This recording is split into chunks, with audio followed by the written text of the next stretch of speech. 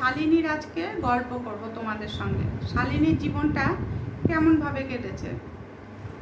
শালিনী প্রায় 4-5 বছর প্রেম করেছে সুভাষের সঙ্গে। সুভাষের সঙ্গে প্রেম করার পরে 4 বছর প্রেম করার পরে যখন তার চাকরির একটা ইন্টারভিউ এসছে, তখন সে তার প্রেমিককে বলল, সুভাষকে বললো যে তুমি আমাকে বিয়ে করো, না হলে আমি যদি চাকরিটা পেয়ে যাই তাহলে আমাকে 3-4 বছরের জন্য বাইরে চলে যেতে হবে। তখন সুভাষ বলল, হ্যাঁ নিশ্চয়ই শালিনী, আমি বাড়িতে কথা বলবো, তুমিও বাড়িতে কথা বলো, সেইভাবে আমরা দুজন এগিয়ে যাব, বিয়ে করে নেব। তখন শালিনীও বাড়িতে বললো মা বাবাকে যে মা বাবা আমি তোমরা কথা বলো বিয়ের জন্য সুভাষের মা বাবার সঙ্গে, কেননা আমি যদি চাকরিটা পেয়ে যাই তাহলে কিন্তু আমার 3-4 বছর আর দেশে থাকা যাবে না।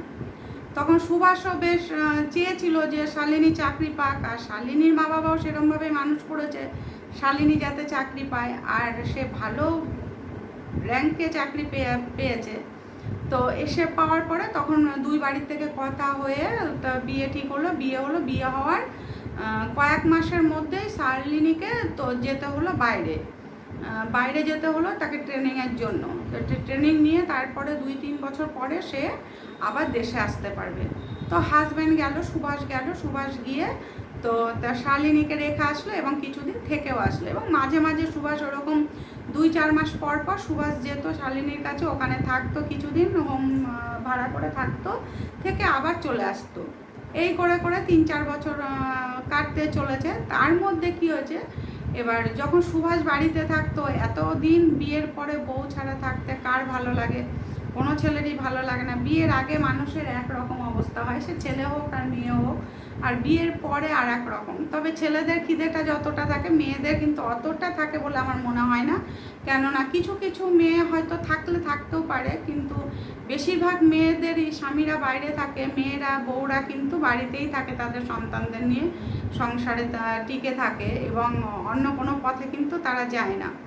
কিন্তু সুভাষ বিয়ের পরে যখন বউ অতদিন বাইরে ছিল, তখন তার দাদার শালি বাড়িতে এসেছিল ঘুরতে। তাদের সংসার বড় ছিল, বড় পরিবার ছিল। এবার দাদার শালি এসছে, দাদার শালি তার সঙ্গে বেশ ভালো মজা করেই থাকতো, ঘুরতো ফিরতো, গল্প করতো। কিন্তু একদিনকে বাড়িতে না থাকায় সুভাষ নিজেকে কন্ট্রোল করতে না পেরে তো তার স্ত্রী ভেবে তার দাদার শালির সঙ্গে সম্পর্ক গড়ে। কিন্তু সম্পর্ক গড়ার পরে কী হয়, দুজনই দুজনকে ঠিক করে বলে যে আমরা কেউ কাউকে বলবো না যে আমাদের এরকম দুর্ঘটনা একটা ঘটে গেছে। তখন শালিনীর তো বিশ্বাস তার স্বামী প্রত্যেক দিন ভিডিও কল করে কথা বলে। একদিনকে দেখে স্বামী চোখে মুখে কালো, মানে আবছা, সে মানে বুঝতে পারছে যে তার স্ত্রীকে ঠকিয়েছে, তার পরিবারকে ঠকিয়েছে। কিন্তু তার দাদা বৌদি থাকাকালীনও সে তার শালীর সঙ্গে ওরকম অসভ্যতামি করেছে বা তার শারীরিক নষ্ট করেছে, সেটা সে কাউকে বলতেও পারছে না, এবং দাদার শালিও বলেছে বলতে না। যাই হোক, এরকমভাবে দিন কাটতে থাকলো। তো দাদার শালির একসময় বিয়েও ঠিক হলো, তার বিয়ে হয়ে গেল, সে বিয়ে করে সংসার করতে থাকলো। কিন্তু ছেলেটি কিছুতেই সংসারে মন বসাতে পারছে না। তারপরে 3-4 বছর পরে শালিনী যখন ফিরে এসছে দেশেই একটা মানে জবে ঢুকেছে, ওই চাকরি দেশে সে ট্রান্সফার নিয়ে সে দেশেই চাকরি শুরু করেছে। চাকরি করতে করতে সে তার স্বামীর সঙ্গে, শ্বশুরবাড়ির সবার সঙ্গে বেশ ভালোভাবে মানিয়ে চলছে, থাকছে, কাটছে। কিন্তু এক সময়ে সে শুনতে পেল যে তার স্বামী এরকম একটা কুকর্ম করেছে। ততদিনে তাদের একটি সন্তানও হয়ে গেছে, মেয়ে সন্তান হয়েছে।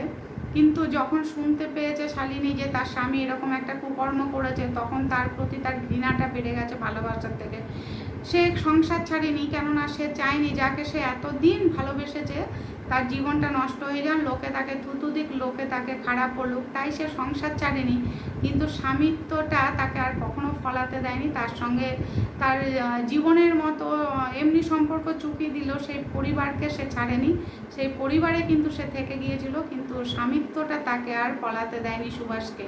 সে তাকে মনেই করতো না স্বামী হিসাবে, বলতে যাকে আমি এত ভালোবাসতাম, এত বিশ্বাস করতাম, সেই মানুষটা যদি এত খারাপ হতে পারে তাহলে আমি জীবনে আর কাকে বিশ্বাস করব। করব। তাই সে তার মেয়েকেই মানুষ করতে থাকলো এবং তার চাকরি নিয়েই তার জীবন কাটাতে থাকলো। সুভাষের সঙ্গে সে আর সেরকমভাবে সম্পর্ক গড়তে পারলো না।